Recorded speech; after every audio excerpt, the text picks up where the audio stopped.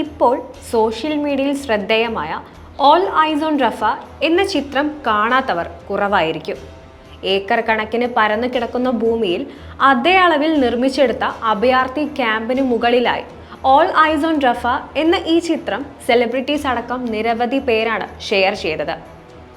എന്താണ് സത്യത്തിൽ റഫയിൽ സംഭവിച്ചത്, അല്ലെങ്കിൽ സംഭവിച്ചുകൊണ്ടിരിക്കുന്നത്?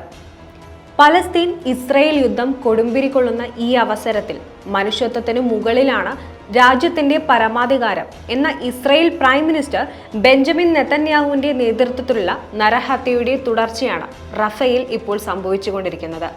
യുദ്ധം തുടങ്ങിയ സമയങ്ങളിൽ 50-ൽ കൂടുതൽ ആളുകൾക്ക് ജീവൻ നഷ്ടമാവുകയും മറ്റു ജനങ്ങളുടെ പാർപ്പിടങ്ങൾ തകർത്ത് തരിപ്പണമാക്കുകയും ചെയ്തതിനു പുറമെ അതേ ജനങ്ങൾക്ക് മുകളിലൂടെ ഇസ്രയേൽ മിസൈൽ വർഷം നടത്തുകയും ചെയ്തു.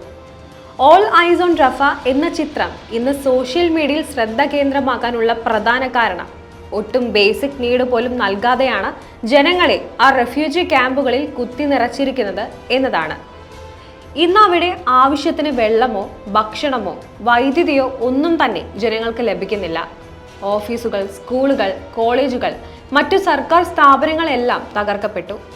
ഹമാസിന്റെ അവസാനത്തെ ശക്തി കേന്ദ്രമാണ് റഫ എന്ന ഇസ്രയേൽ അവകാശവാദം ഉന്നയിച്ചാണ് അവർ വീണ്ടും ജനക്കൂട്ടത്തിന് നേരെ ബോംബ് വർഷം നടത്തുന്നത്. കാരണം റഫ വഴിയായിരുന്നു അഭയാർത്ഥികൾക്ക് മാനുഷിക സംഘടനകൾ സഹായം എത്തിച്ചിരുന്നത്. ഇത് തകർക്കുകയായിരുന്നു ഇസ്രയേലിന്റെ പ്രധാന ലക്ഷ്യം. നിലവിൽ റഫ ആക്രമണം മൂലം നിരവധി ആളുകൾ മരണപ്പെടുകയും 1.4 ബില്യൺ പലസ്തീനികൾക്ക് സ്വന്തം നാട്ടിൽ നിന്ന് പലായനം ചെയ്യേണ്ടി വന്നു. ലോകമൊട്ടാകെ ഇന്ന് ഇസ്രയേലിന്റെ ഈ നടപടിയെ ചോദ്യം ചെയ്തും എതിർത്തും പ്രതിഷേധിക്കുമ്പോൾ ഞങ്ങളാണ് ശരി എന്ന നിലപാടിലാണ് ഇപ്പോഴും ഇസ്രയേൽ.